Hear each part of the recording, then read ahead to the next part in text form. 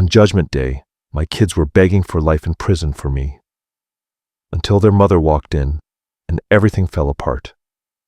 Nobody understood why my wife, Elena, presumed dead for 3 years, was walking into the courtroom. The whispers exploded like a wave. The judge hammered his gavel, demanding order. My children, Sebastian and Valerie, turned pale as wax. And me, sitting at the defendant's table with my wrists in cuffs, I felt like I could breathe for the first time in months. Because Elena was alive. My wife, the love of my life, the woman everyone believed I had murdered, was walking toward the stand with a steady gait. She was dressed in an elegant black suit, her hair pulled back, her eyes fixed on our children. "Your Honor," she said, her voice clear and strong, "I have crucial information about this case. Information that will completely change the course of this trial." The prosecutor shot to his feet. "Objection! Who is this woman? How dare she interrupt these proceedings?" "I am Elena Warren," she cut him off, "the supposed victim in this case, and I am here to tell you that my husband is innocent. Completely innocent." Chaos erupted. The journalists packed into the gallery started snapping photos frantically. The bailiffs tried to maintain order. The judge slammed his gavel over and over. But the only thing I could see was Elena. Alive. Real. Here. And the look of absolute horror on my children's faces. But let me back up. Let me tell you how we got to this impossible moment. Because to understand why my wife faked her own disappearance, why my kids wanted to see me rot in prison for life, and why I was willing to accept my fate without a fight, you need to know the whole story. My name is Richard "Rick" Warren. I'm 56 years old. I own an import-export company, Warren Imports and Exports, which I founded 30 years ago. I started with one container. One, filled with artisan goods from Central America that I sold stateside. Today, my company moves 50 containers a month. All kinds of products, all over the world. On paper, I'm worth about $85 million. Properties in New York, Miami, a place in the Keys. Stocks, investments, a yacht. We had a beautiful yacht, the Elena, named after her. We always said we'd sail the world on it when we retired. That yacht, that damned yacht, it became the center of this whole nightmare. I met Elena when I was 24. I had just started my business. She was working as a translator for an exporting firm. I needed some documents translated, and someone recommended her. The first time I saw her, I thought she was the most beautiful woman I'd ever laid eyes on. Long dark hair, penetrating green eyes, a smile that lit up any room. But what really drew me in was her intelligence. She spoke 4 languages. She'd studied abroad. She was cultured, refined, but not snobby. We were married a year later. We had Sebastian when I was 27. Valerie followed 2 years after that. For 20 years, we were the perfect family. Or so I thought. Elena stopped working when the kids were born, not because I asked her to, but because she wanted to dedicate herself completely to raising them. "There will be time for my career later," she'd say. "Right now, I want to be with them." And she was. She was an incredible mother, patient, loving, involved in every single aspect of their lives. I worked. A lot. Too much, maybe. I was building an empire I thought I'd leave to them one day. But somewhere along the line, without me even noticing, something changed. Our kids grew up into, I don't know how to describe it, into strangers, into people I didn't recognize. Sebastian went to an expensive private university for his business degree. I paid every dime without blinking. Then he got a master's in Europe. I paid for that too. When he came back, I expected him to join the company, to learn the business from the ground up, just like I did. He wouldn't hear it. Sebastian wanted to start as a director, with his own office, his own secretary, and an executive salary, with 0 real-world experience. "Dad, this is what I studied for," he argued. I'm not going to start by loading boxes in the warehouse. I started by loading boxes, I reminded him. And look where I am. You're from a different generation, Dad. Things have changed. I gave him the job, against my better judgment, and it was a disaster.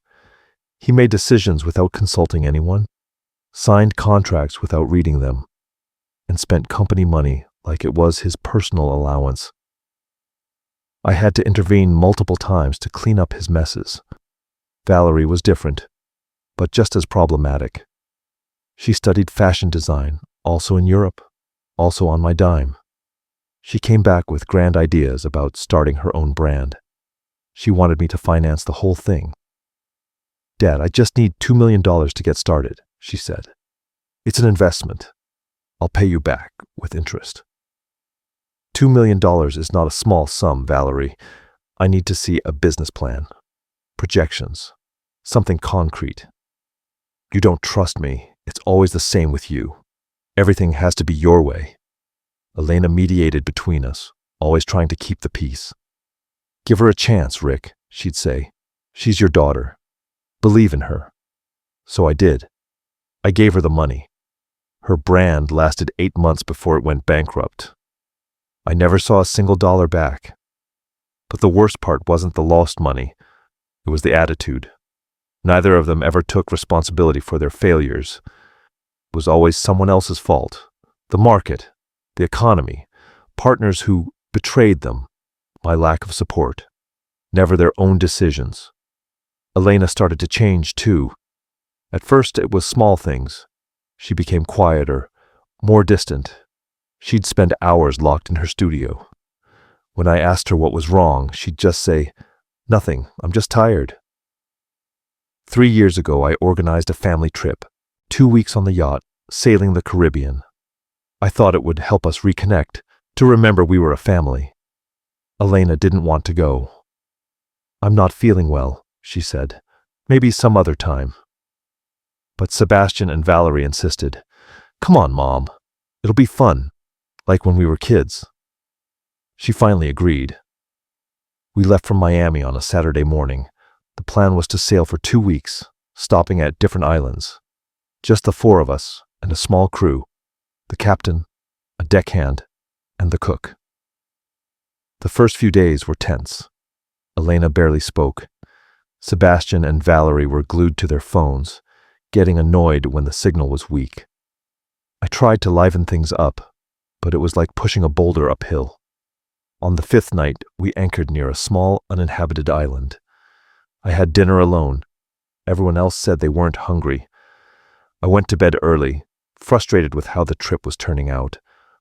I woke up around midnight to screaming. I ran to the deck. The captain was yelling orders. The deckhand was running back and forth. Sebastian and Valerie were standing at the bow, staring at the dark water. "What's going on?" I yelled. Valerie turned around. Her eyes were wide with tears. "It's Mom. Mom. She fell overboard." My world stopped. "What?" "She went for a walk on the deck," Sebastian explained, his voice trembling. "I was in my cabin. I heard a scream. When I came out, she was gone. I just saw the waves." We spent 6 hours searching. The captain called the Coast Guard. They came with helicopters, with divers. They combed the entire area. They found nothing. Not a trace of Elena, as if the sea had just swallowed her whole. I went crazy. I screamed. I cried. I jumped into the water, myself, trying to find her, until the captain had to pull me out by force. "I'm sorry, Mr. Warren," the Coast Guard officer said 3 days later. "The currents here are incredibly strong. If your wife fell in the water in the middle of the night, the chances of survival are practically zero." They declared Elena legally missing. After 6 months, the law allowed her to be declared legally deceased. It was the worst time of my life. I couldn't work. I couldn't eat. I couldn't sleep. Every time I closed my eyes, I saw Elena falling into the water, screaming my name, and me unable to save her. Sebastian and Valerie seemed devastated too. They cried. They held each other, but there was something I couldn't identify. Something in the way they looked at each other, like they were sharing a secret. I tried to get closer to them, to share our grief, but they pushed me away. "We need space, Dad," Valerie would say. "Everyone processes grief in their own way," Sebastian added.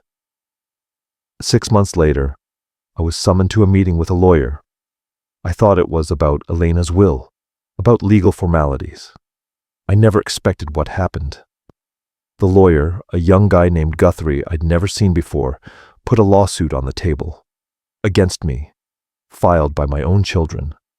They were accusing me of making Elena disappear, of pushing her overboard, of hiding her body. I just stared at the documents, frozen. What is this?" "It's a criminal complaint, Mr. Warren. Your children are formally accusing you of being involved in your wife's disappearance." "That's ridiculous. I loved Elena. I would do anything for her." "They claim to have evidence that suggests otherwise." "What evidence?" Guthrie pulled out more papers. "Phone records between you and a woman named Adriana Santos. Hundreds of calls over the last 2 years. Text messages. Photographs of you two at restaurants. Adriana is my executive assistant. Of course we communicate frequently. It's part of her job. Your children suggest it was something more, that you were having an affair with this woman, that you wanted to get rid of your wife to be with her. That is a lie. There are also the financial records, large wire transfers to offshore accounts, money your children can't trace, money that disappeared right before the trip. Those transfers were for legitimate investments. It's all documented. They argue you were moving assets, preparing to flee after what you did to your wife." I shot up from my chair. "This is insane. Why would they do this? They're my kids." Guthrie looked at me with something approaching pity. "Mr. Warren, do you have a will?" "Yes. Everything is split evenly between Elena and my children." And now that Elena is legally declared deceased, I understood immediately. Everything goes to my children, 50% for each of them. Exactly. Unless you're in prison. Under state law, a convicted felon can't inherit, nor can they maintain control over assets acquired during the marriage. The children would be the sole heirs, with immediate, total control. The room spun around me. They're doing this for money, for the inheritance. It's a possibility, but they don't have proof. They can't have proof because I didn't do anything. They have enough for a trial, and in a case like this, with a missing victim, no body, it all comes down to circumstance and motive, and they are building a very convincing case for both. I hired the best criminal lawyer in Florida, Robert "Rob" Sullivan. He'd won impossible cases. If anyone could help me, it was him. "I'm not going to lie to you, Rick," he said after reviewing the entire file. "This is ugly, very ugly. They have no physical evidence, but they've built a solid narrative. Rich husband, wife who stands between him and his mistress. A perfect opportunity during a yacht trip, and 2 credible, grieving children as witnesses. Witnesses to what? They didn't see anything because nothing happened. They're going to testify that they heard you arguing with Elena that night, that there were screams, that they heard a splash, that when they came out, you were on the deck, and Elena was gone."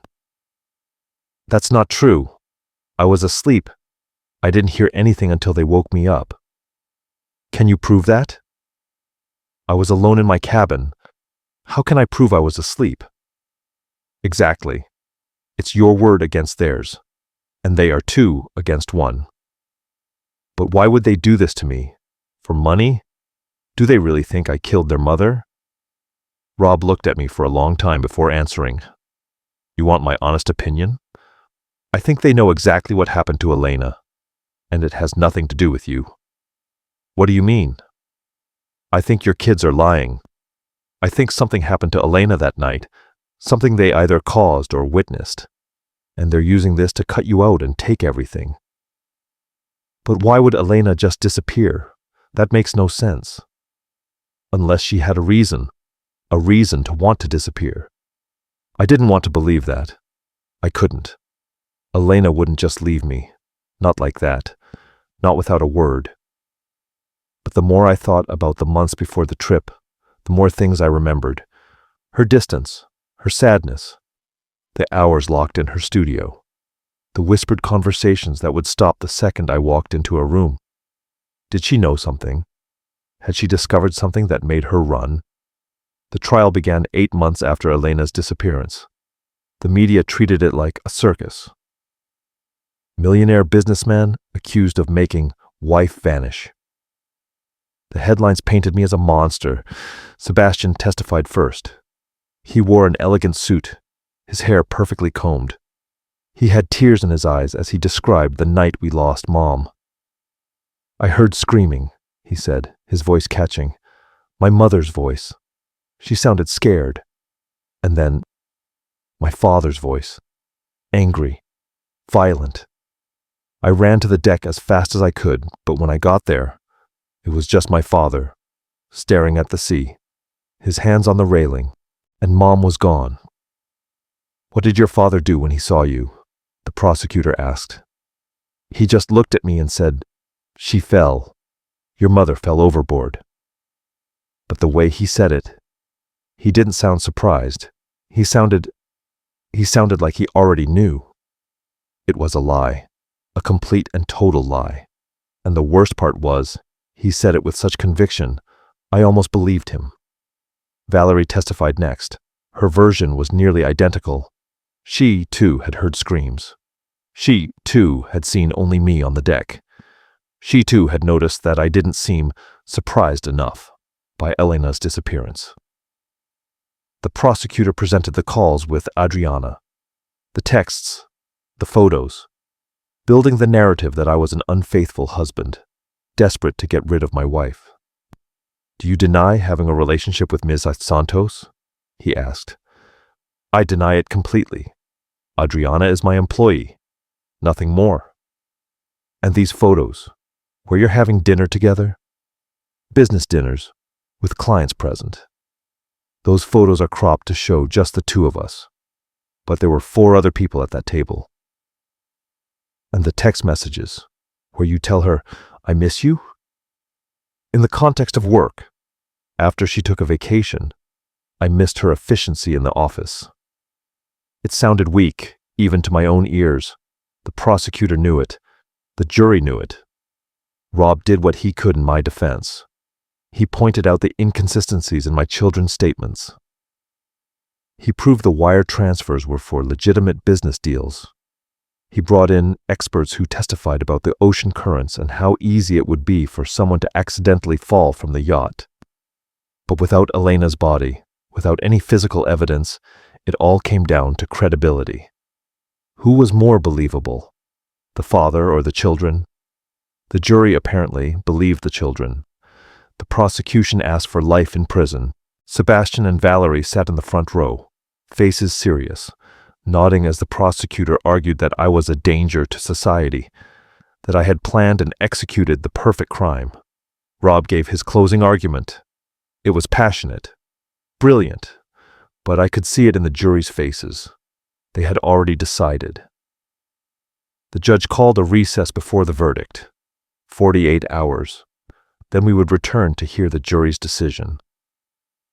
I spent those 48 hours in a cell, thinking, remembering, trying to understand how my life had come to this. And then, the final day arrived. Verdict day.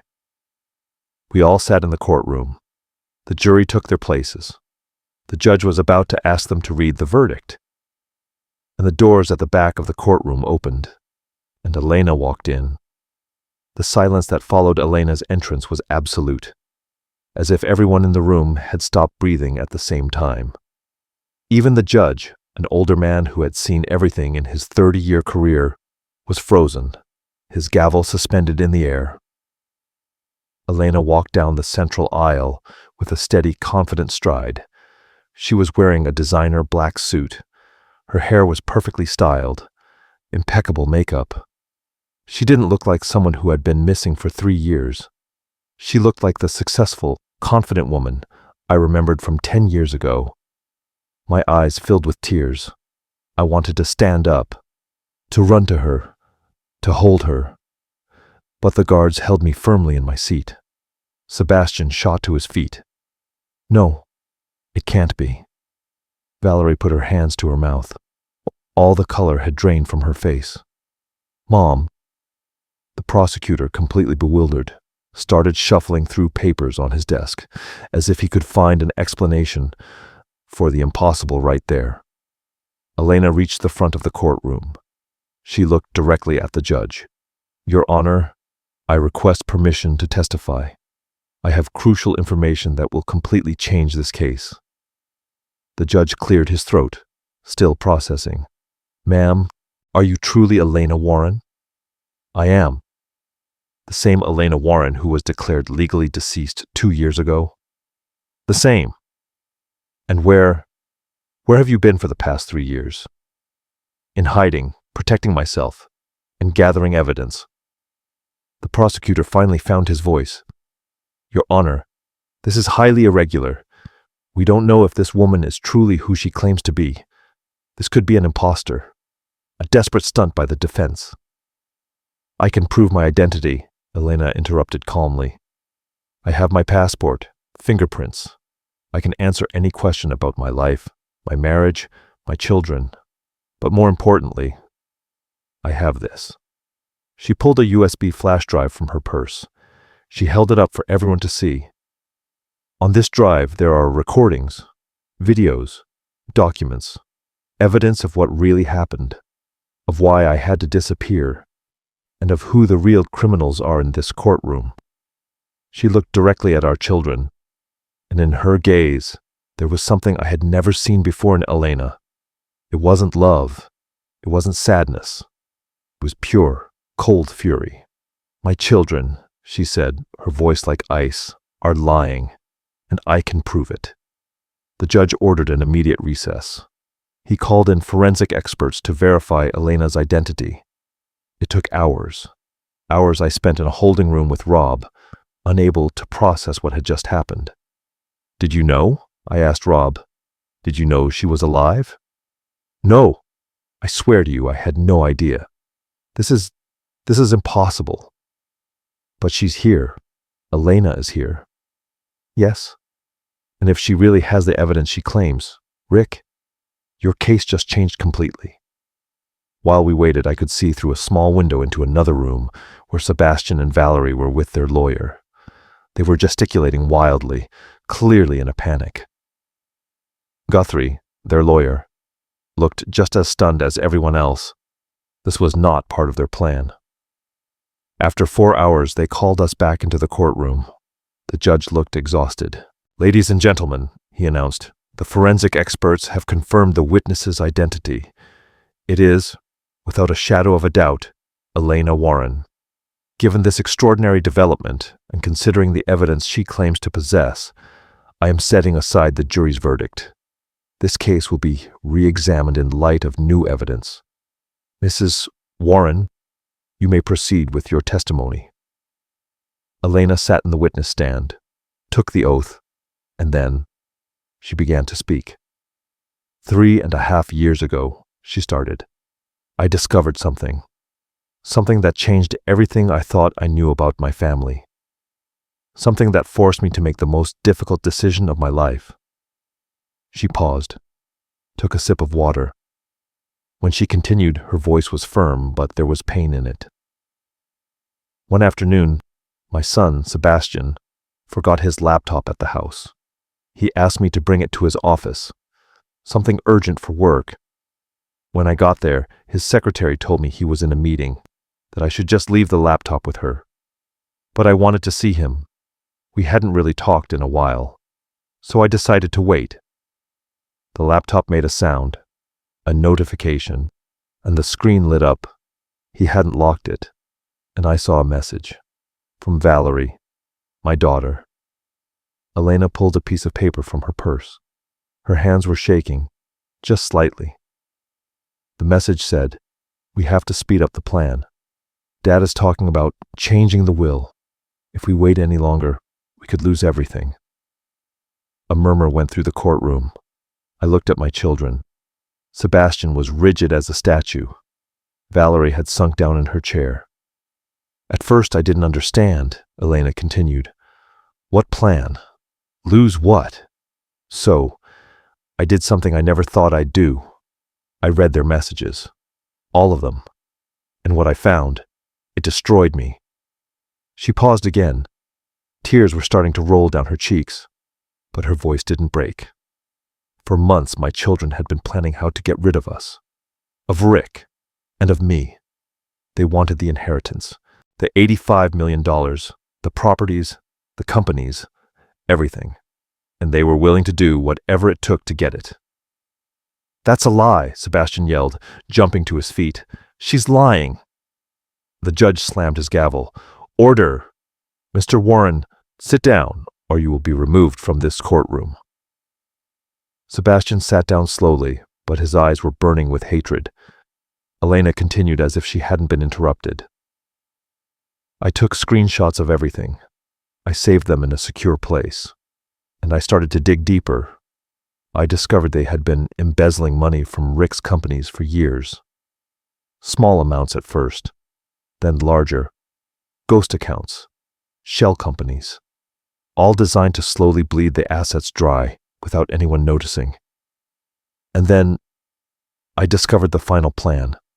They were going to stage an accident during the yacht trip. Something that looked natural, like we had both fallen overboard. And then, as the direct heirs, they would control everything. My blood ran cold. "Elena, are you saying they plan to—" She looked at me directly for the first time since she'd entered the courtroom. There was love in her eyes, and profound sadness. "Yes, Rick. They plan to make it look like an accident. For both of us. And then collect millions from the life insurance, on top of the inheritance." "But that doesn't make sense," Rob intervened. "If that was the plan, why is only Rick on trial? Why did Elena disappear, but not Rick?" "Because," Elena said, "I found out about the plan before they could execute it, and I took measures of my own." She turned back to the judge. "Your Honor, I'd like to show the contents of this flash drive." The judge nodded. A technician quickly set up a projector. The courtroom lights dimmed, and the show began. The first video showed Sebastian's laptop screen. The date and time were clearly visible. The messages between him and Valerie. There were dozens. Hundreds, maybe. "Dad is being a problem. He won't give up control of the company. We have to do something." "The old man is getting more stubborn. What if they had an accident on the yacht? No one would ask questions." "Perfect. But it has to look natural. Both of them. We can't risk one of them surviving." "What if we hire someone? Someone on the crew who can help?" "Already spoke to the deckhand. Marcus. He has gambling debts. He's in for 50 grand. The next video was different, taken on a cell phone. It showed Sebastian and Valerie in what looked like a cafe, talking to a man I recognized immediately. Marcus, the deckhand who had been on the yacht with us. "Has to look like an accident," Sebastian was saying in the video. "Something in the middle of the night, when they're asleep. A blow to the head. You push them overboard. The currents will do the rest." "And my payment?" Marcus asked. 50 grand now, 50 grand after. And you disappear. You leave the country. You never saw us. What if something goes wrong?" "Nothing will go wrong," Valerie assured him. "It's the perfect plan. No one will suspect a thing." The courtroom was in complete silence. The only sound was the audio from the video. Every word was like a bomb. The prosecutor was pale. My children's lawyer was frantically trying to review his documents. And Sebastian and Valerie? They had given up. There was no more denial on their faces, just the dull acceptance of being caught. "How did you get these videos?" the judge asked. his voice hoarse. I recorded them myself, Elena replied. Once I knew what they were planning, I started following them. I documented everything, every meeting, every conversation. For 3 months I gathered evidence, but it wasn't enough. I needed something more. I needed them to fully incriminate themselves. So, I gave them the perfect opportunity. I agreed to go on the yacht trip. Even though I didn't want to, I knew they would try something, and I had a plan to stop them. She turned to me. Rick, do you remember I hired a new crew for the trip? I insisted on a specific captain, Carlos Mendez. I nodded. Yes, you said he was the best, that he'd sailed those waters for years. That was true, but he was also an ex-cop, specialized in undercover operations. I told him everything. I showed him the evidence, and he agreed to help me. The next video appeared on the screen. This one was from a security camera. It showed the deck of the yacht, time-stamped, the night of Elena's disappearance. In the video, you could see Elena coming out to walk on the deck around midnight. She was wearing a bathrobe. She walked to the railing, looked at the sea. Then, a figure appeared behind her. Marcus, the deckhand. He had something in his hand, something that looked like a pipe or a bat. He crept up behind Elena. He raised the object, and just as he was about to swing, Elena spun around and sprayed something directly in his face. Pepper spray, Elena explained. I carried a can with me the entire trip. In the video, Marcus dropped to the deck, incapacitated. Captain Carlos appeared, running. Between him and Elena, they dragged Marcus' unconscious body to a cabin. They tied him up. And then, Elena went back to the deck. She stood at the railing. She looked up right where she knew the camera was. And then, in one quick movement, she took off her bathrobe and threw it into the sea. Underneath, she was wearing dark clothing and an inflatable life vest. And she jumped. There was a small inflatable boat waiting for me, 100 yards from the yacht, Elena explained, stocked with provisions, documents, and the money I'd been siphoning off for months.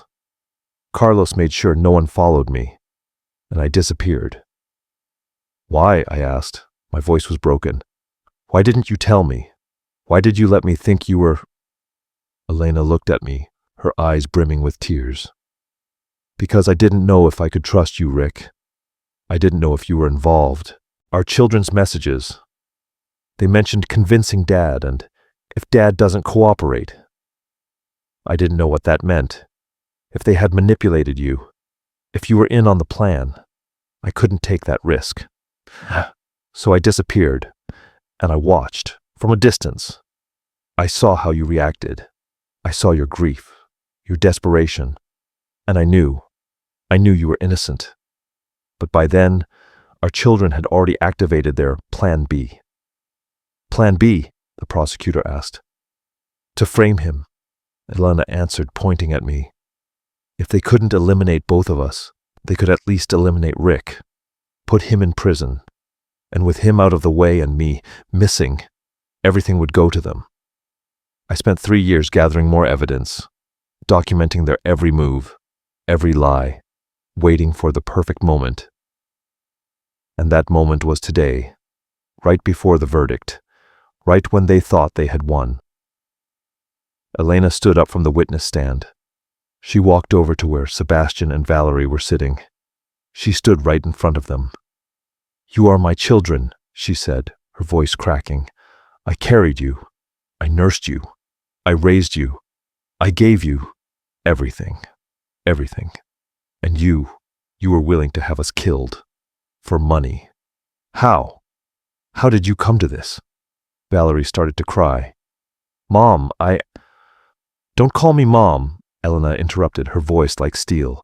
You lost that right the day you planned this. Sebastian remained silent, staring at the floor, defeated. The judge slammed his gavel. Bailiffs. Arrest Sebastian Warren and Valerie Warren for conspiracy, attempted murder, and fraud. and issue a warrant for Marcus, the deckhand, as an accomplice. The guards moved quickly. They handcuffed my children. They didn't resist. Sebastian just kept staring at the floor, but Valerie, as they led her away, turned to me. "I'm sorry, Dad," she whispered. "I'm so sorry." I didn't know what to say. I just watched her go. The judge turned to me. "Mr. Warren, in light of this new evidence, this court finds you completely innocent of all charges. You are free to go. The state will offer a formal apology and compensation for your time. Case closed." The guards removed my handcuffs. After months of wearing them, it felt strange. My wrists were raw. Rob hugged me. "We did it. My God, Rick, we did it." But I only had eyes for Elena. She was standing in the middle of the courtroom, alone, watching me. 3 years. 3 years apart. 3 years of pain, of lies, of confusion. I walked toward her slowly. The courtroom was emptying out, but I didn't care. There was only her. We stood in front of each other, not touching, just looking. "Why now?" I finally asked. "Why wait so long?" I needed to be sure I had enough evidence. I needed this to be airtight, so they couldn't escape. And her voice broke. "I was afraid you would hate me, for leaving you, for not trusting you, for putting you through all this. I was in prison, Elena, for months, waiting for a verdict that would have sent me away for life. I know, and I will never be able to ask you to forgive me for that. But I had to protect us, both of us, and this was the only way." "Where were you?" "Belize, with a fake ID, working in a small bookstore, living in a one-room apartment, on the money I'd saved. It was hard, lonely. Every single day, I asked myself if I'd done the right thing." "And did you do the right thing?" She glanced at the door where they had taken our children. "I saved us, Rick. Both of us. Our children would have had us killed, and then they would have lived with millions of dollars, stained with our blood. At least now, they have a chance to, I don't know, to reflect, to change, to pay for what they did. But the cost was high. I know, but we're alive, and we're free. And that's more than we would have had if I hadn't acted." She was right. Of course she was right. But the pain was real. The betrayal was real, not just from our children, but from her too, for not trusting me, for leaving me alone. "I need time," I said finally, "to process this, to understand, to decide what this all means, for us." Elena nodded, tears rolling down her cheeks. "I understand, and I'll give you that, all the time you need. But Rick, I never stopped loving you, not for one day in those 3 years. Every decision I made, as painful as it was because I love you, and because I wanted to protect you." "I know," I whispered. "I love you too. I've always loved you. But that doesn't make this any less complicated." She held out her hand. I hesitated. Then I took it. Her hand felt the same, warm, familiar, like home. "Then let's start there," she said softly, "with the love, and we'll build the rest, day by day." I nodded, because I didn't know what else to do. My world had been completely turned upside down in one afternoon. My children were criminals. My wife was back from the dead. And I had to rebuild a life that had been shattered. But at least I wasn't alone. And that, for now, was enough. 3 days after the trial, Elena and I sat on the patio of a house we'd rented temporarily. I couldn't go back to our old home. Too many memories. Too much pain. We needed a neutral space while we figured out what to do with our lives. We were drinking coffee in silence. We had barely spoken since we left the courthouse. There was so much to say that neither of us knew where to begin. Finally, Elena broke the silence. "Have you thought about visiting them?" I knew who she meant. Sebastian and Valerie were in pre-trial detention, awaiting their own trial. They were facing serious charges: conspiracy to commit murder, attempted murder, fraud. The prosecutor estimated they could each get 20 to 30 years. "No," I answered. "Have you?" She shook her head. "I don't know if I could. I don't know what I'd say. How did we get here, Elena? At what point did we lose our children?" She took a sip of coffee before answering. "I think we lost them gradually, without even realizing it. We gave them everything. But by giving them everything, we taught them to value nothing." "We taught them values," I protested. "Hard work, honesty, respect." "We taught them the words," Elena corrected. "But our actions taught them something different. Every time Sebastian made a mistake and you fixed it with money. Every time Valerie failed and we rescued her without consequences. We taught them that money solves everything, that there are no real consequences for their actions." Her words hurt because they were true. I remembered all the times I'd paid off Sebastian's debts, the failed investments of Valerie's I had covered, the problems I had made disappear with my checkbook. "And the plan?" I asked. "When do you think they started planning that?" Elena pulled out her phone. She showed me screenshots I hadn't seen at the trial, older messages. "From what I can trace, they started about 5 years ago. Subtly, at first, joking about what they'd do with the inheritance. Then it got more specific, more urgent, especially after you mentioned you were thinking of donating part of your fortune to charity." I remembered that conversation. It was during a family dinner. I'd mentioned how Bill Gates and Warren Buffett had inspired my thinking about wealth and legacy. "I want to leave more than just money," I'd said. "I want to leave a positive impact." Sebastian had replied with a tight smile. "Of course, Dad. But you've got to take care of your family first, right?" I understood that smile now. It wasn't support. It was fear. Fear of losing his future inheritance. "I have a question," I said, looking at Elena. "One that's been eating at me. Why didn't you go to the police from the beginning? When you found the plan, why not just have them arrested then?" Elena sighed. "Because I didn't have enough evidence. The messages were incriminating, yes. But a good lawyer could have argued they were just fantasies, idle talk with no real intent. I needed proof of action, of concrete steps toward executing the plan." "What about Marcus, the deckhand they hired? You could have had him arrested." "I didn't find out about Marcus until 2 weeks before the trip. And by then, I'd already made the decision to disappear. I thought it was safer, more effective.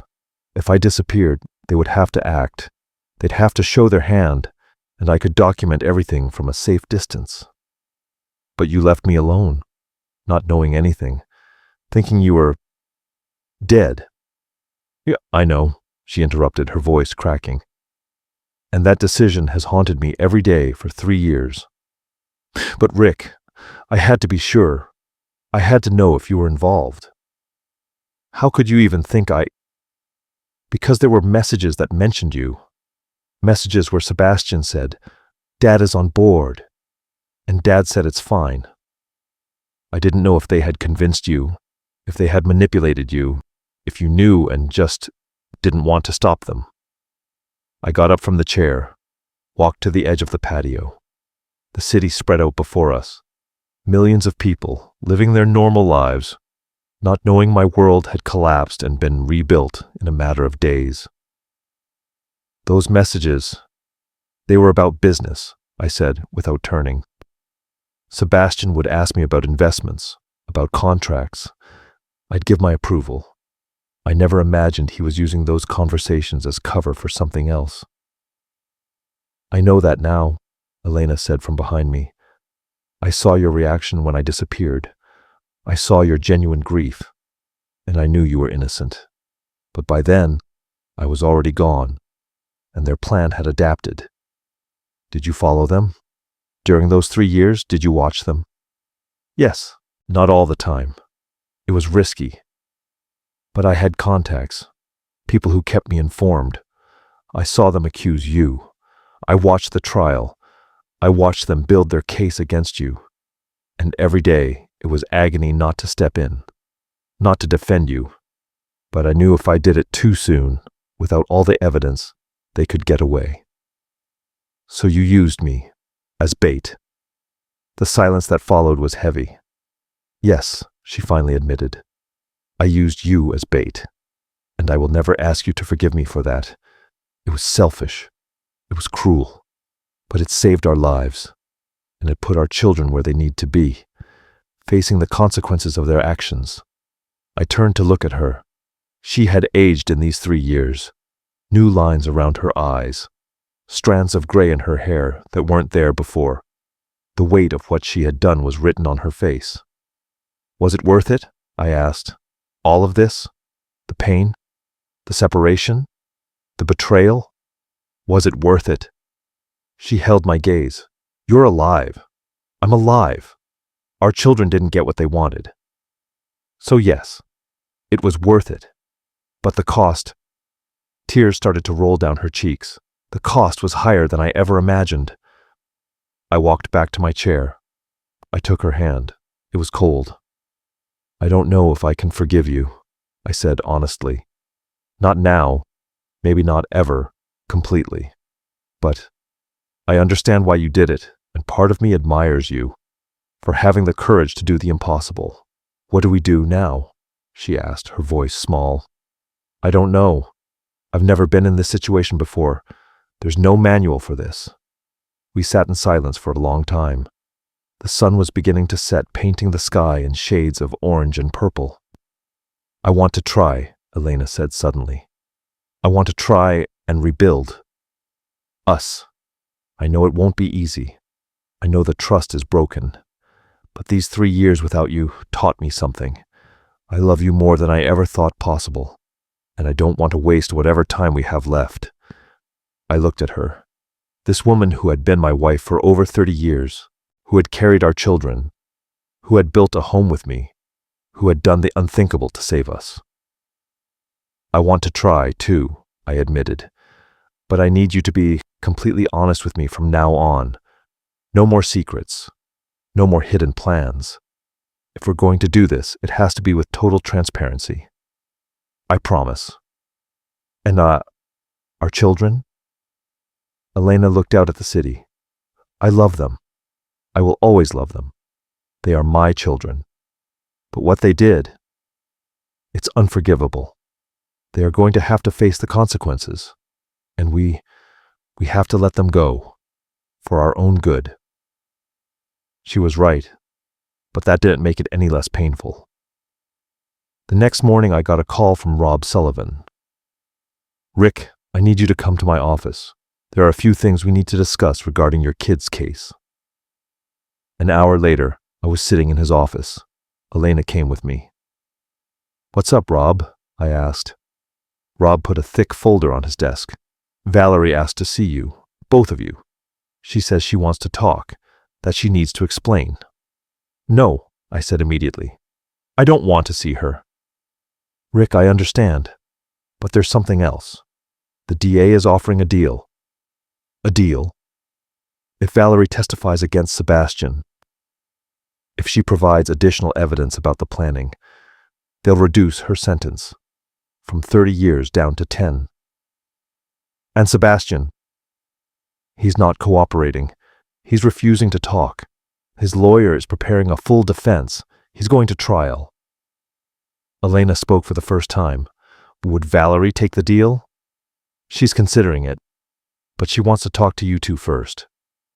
She says she needs your forgiveness. I laughed, a bitter, harsh sound.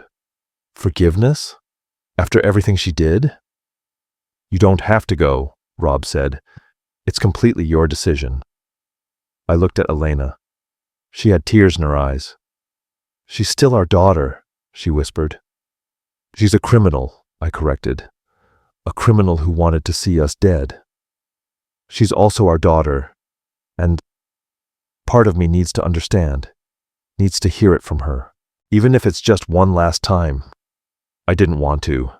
Every cell in my body was screaming not to go, not to give her the satisfaction. But Elena was right. We needed to hear it. We needed to understand, even if it was painful. Fine, I said finally. We'll go. But just once. After that, we're done. 2 days later, we walked into a visitor's room at the county jail. Valerie was already there, sitting on a plastic stool. She was wearing an orange prison jumpsuit. No makeup. Her hair pulled back in a simple ponytail. She looked small, scared.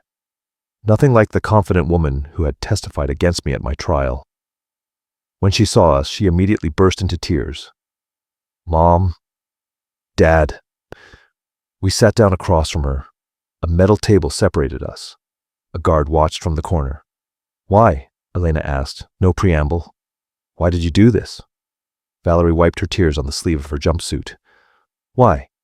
Because I was jealous and angry. I felt like I was never good enough, like I could never accomplish anything on my own. And Sebastian kept saying the only way to be truly free was to have the money, all of it, without depending on you. But you plan to kill us, I said, my voice cold. Not just steal from us. Kill us.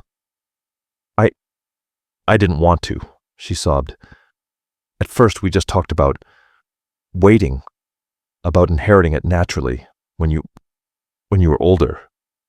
But Sebastian said we couldn't wait, that you were changing the will, that you were going to leave us with nothing. That's not true, Elena said. We never, ever considered disinheriting you. Sebastian said Dad was talking about donating everything to charity, leaving us with nothing. I talked about donating a part, I corrected. A part, not everything. You still would have received millions, more than most people see in a lifetime. But it wasn't enough for Sebastian, and he convinced me it wasn't enough for me either. He painted this picture of what our lives would be like with all that money. No restrictions, no having to ask for permission, no feeling like we owed you everything. And the plan? Elena asked. When did you decide the only way was to? About 2 years ago. Sebastian met Marcus. They were drinking at a bar. Marcus mentioned he'd do anything for money. And Sebastian saw an opportunity. He started building the plan. At first, I said no. I said it was crazy. But he kept pushing, saying it was the only way, that if we didn't do it, we'd regret it for the rest of our lives. And you agreed, I said. It wasn't a question. I agreed, she whispered. And now I'm going to pay for that decision for the rest of my life. And Sebastian? Elena asked. Is he sorry? Valerie shook her head. No. He still says it's your fault. That if you had just given us what we deserved, none of this would have happened. He's furious, especially at you, Mom. He says you betrayed him. That faking your own death was cruel. Elena let out a humorless laugh. Cruel? After what he planned to do? I know. But Sebastian doesn't see it that way. He never sees his own fault. We sat in silence for a moment. The only sound was the ticking of the clock on the wall. The DA offered me a deal, Valerie said finally. If I testify against Sebastian, if I tell them everything I know, they'll reduce my sentence from 30 years to 10. And are you going to? I asked. I don't know. Sebastian is my brother, but he's also the reason I'm here. He started all of this. He convinced me. He hired Marcus. She looked directly at Elena. What would you do, Mom, if you were me? Elena took a moment before answering. I would do the right thing, regardless of who it affected, because at the end of the day, you have to live with yourself. And living with the lie is worse than living with the truth. Even if the truth hurts someone you love, especially then. Valerie nodded slowly. I'm going to take the deal.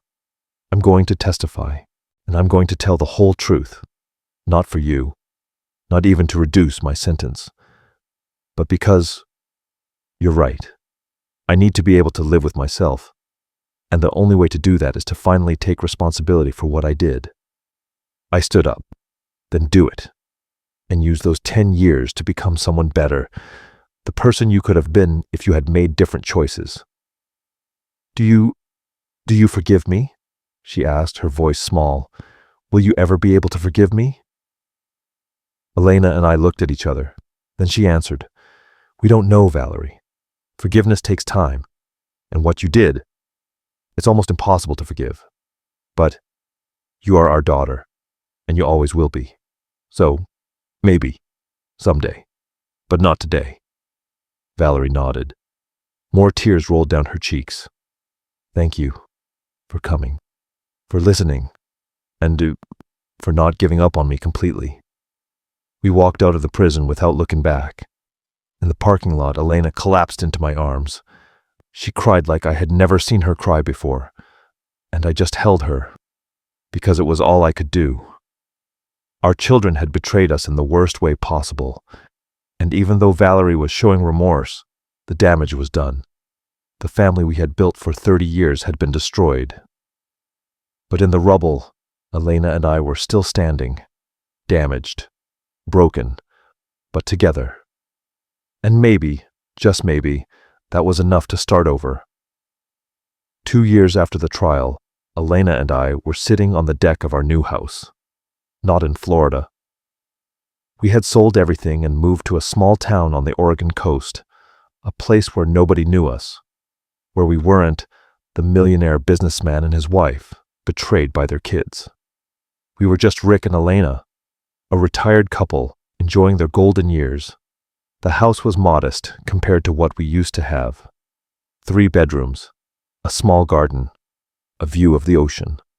But it was ours, and it was peaceful. What are you thinking about? Elena asked. She was knitting something, a hobby she'd picked up during our first year here. Just, today is Sebastian's birthday, I said. 35. He's spending it in prison. Elena stopped knitting. Are you going to call him? I don't know. Are you? She shook her head. I haven't spoken to him since the trial, since he was sentenced to 25 years. Sebastian's trial had been quick and brutal. With Valerie's testimony and all the evidence Elena had gathered, he didn't stand a chance. His lawyer tried to argue manipulation, psychological issues, but the judge wasn't having it. You meticulously planned to have your own parents murdered for money. 25 years. Sebastian showed no emotion when they read the sentence. He just stood up, looked at us, and said, This is your fault. You never supported me, and now you're happy to see me here. We didn't respond. What could we say? Valerie, on the other hand, had kept her word. She testified against Sebastian. She told them everything. Her sentence was reduced to 10 years. She had already served 2, 8 left, and she was changing.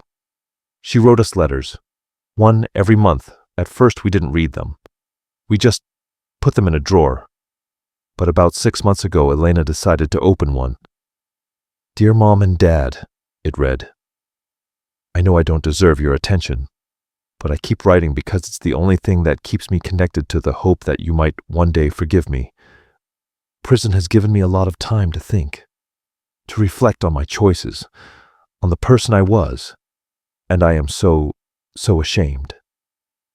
I've been taking classes, psychology, philosophy, trying to understand how I got to that place, how I could even consider hurting you. And I think I finally get it. I never learned to value what I had because I always had it. Everything was just given to me, and it made me weak. I'm not blaming Sebastian. I made my own choices, but understanding how I got there helps me to not be that person ever again. When I get out in 8 years, I'm going to be different. I'm going to be someone you can be proud of. And if you still want to have any relationship with me, it would be the greatest gift. But if you don't, I understand. I love you. Your daughter, Valerie. Elena was crying by the time she finished reading. So was I, because for the first time we felt like our daughter truly understood.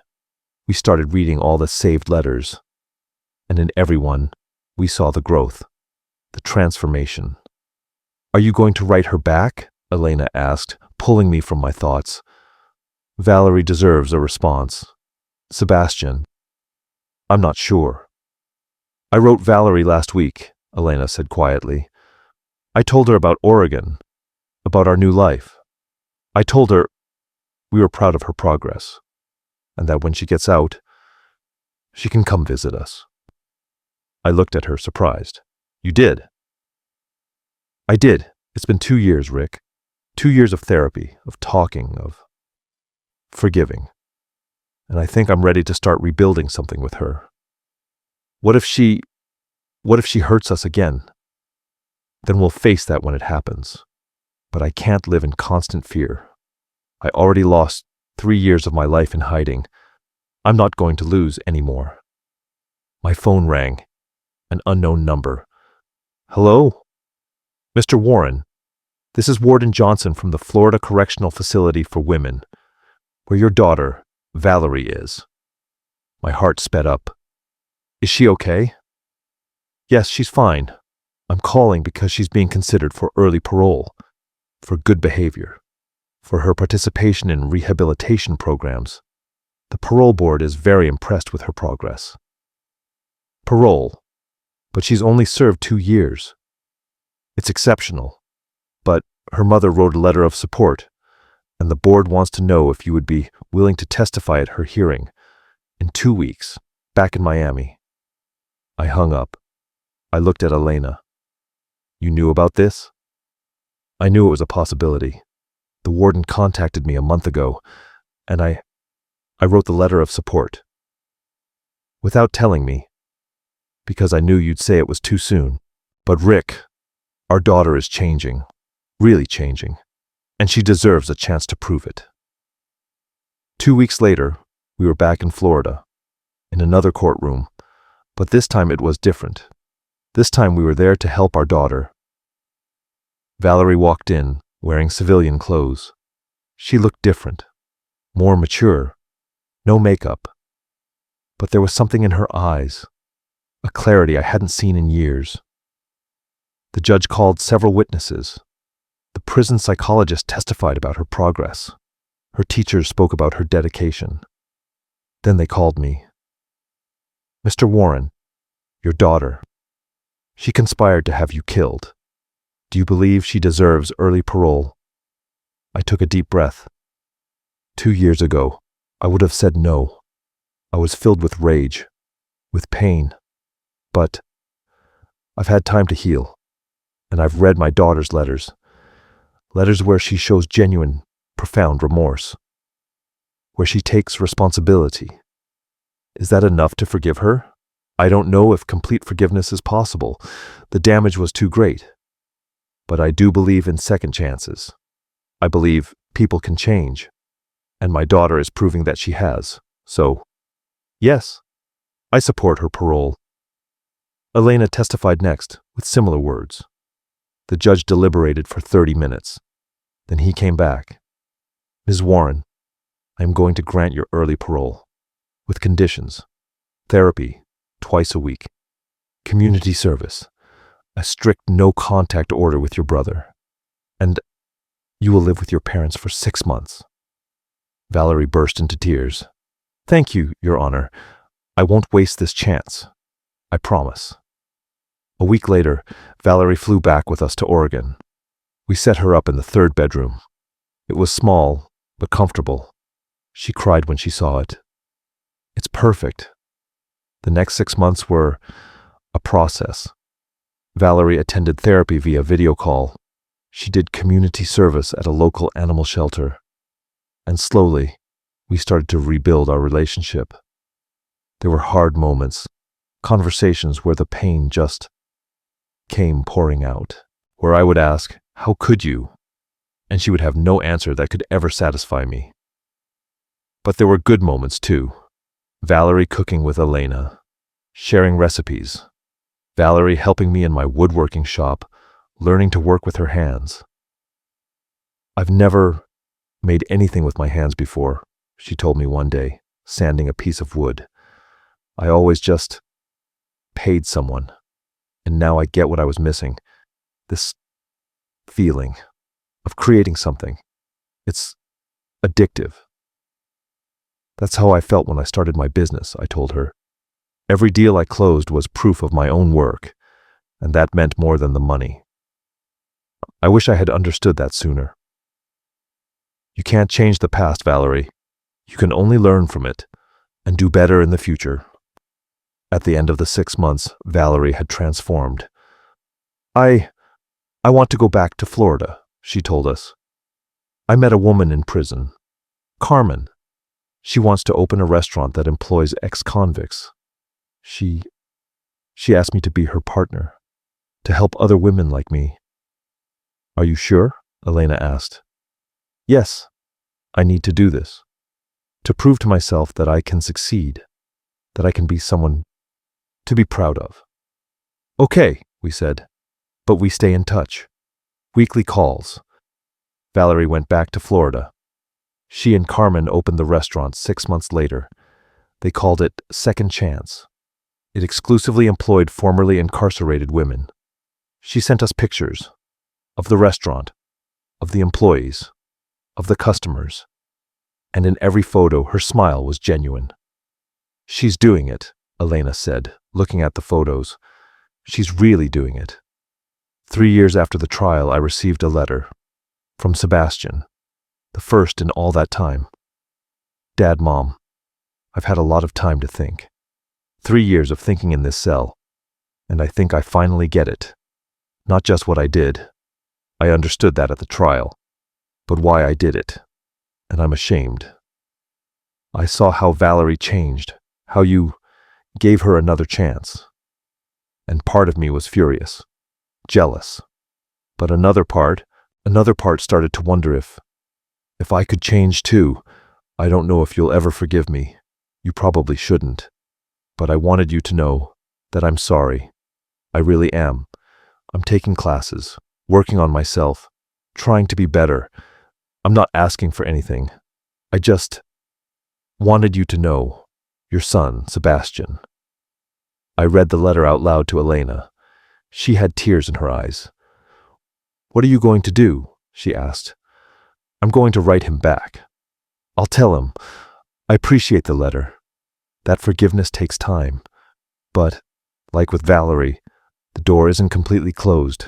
That if he does the work, if he really changes, we'll be here. 5 years after the trial, we were celebrating our 40th wedding anniversary. Valerie flew in from Florida with her boyfriend, David. He was the head chef at her restaurant, an ex-con too. We have 3 locations now, she told us, beaming with pride, employing over 50 people who just needed a chance. I'm so proud of you, I told her, my own eyes tearing up, of the woman you've become. I couldn't have done it without you, she said, for giving me that second chance when I didn't deserve it. That night, after they had left, Elena and I sat on our deck, holding hands, watching the stars. Any regrets? She asked.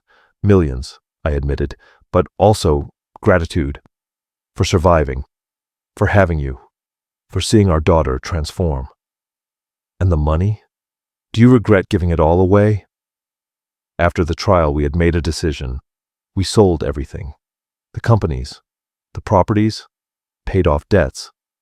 We set up a small fund for our retirement, and the rest, around $70 million, we donated to hospitals, to education programs, to shelters, to organizations that helped families in crisis. No, I answered.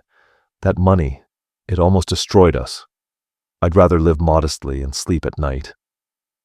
I now worked part-time at a local woodworking shop. Elena taught Spanish classes online. We lived on just enough, and we were happier than we had ever been. Sebastian hates us for it, you know, Elena said, for giving away the money, more than for anything else. He destroyed his own life, I said. We just refused to finance his self-destruction any longer.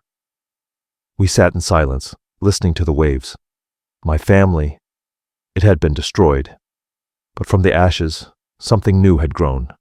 Something stronger, more real. You know what's ironic? I said. I spent 30 years building an empire for my children, and that very gift is what corrupted them. It wasn't the money, Elena corrected softly. It was the way we gave it, with no conditions, no limits, without teaching them how to earn it. She was right, and we had paid a heavy price for that mistake, but we had also learned, we had grown, we had survived, and in the end, that was what mattered. If you're listening to this story, if it resonates with you, I want you to know something. Betrayal from family. It hurts more than anything in the world, but it doesn't have to define you. You choose how to respond. I chose to grow. Elena chose to fight for us. Valerie chose to change. And Sebastian, maybe someday he'll choose to change too. The money? It's gone. The company? Sold. The perfect family we thought we had? It was an illusion. But what's left is more valuable. It's real. It's earned. It's chosen. Elena and I survived the impossible. Valerie found her path by helping others. And we found peace in simplicity. Forgiveness isn't weakness. It's the highest form of strength. It's choosing not to let the poison of the past contaminate your future. From the coast of Oregon, at 61 years old, with a life completely different from the one I imagined, I wish you peace. I wish you the courage to face your own betrayals. And I wish you the wisdom to know that family isn't just blood. It's choice. It's effort. It's forgiveness. And sometimes, it's having the courage to start all over again. Thanks for listening to my story. The story of how my kids tried to destroy me, how my wife saved me by faking her own death, and how we all learned that the real legacy isn't the money you leave behind. It's the person you choose to be when everything falls apart.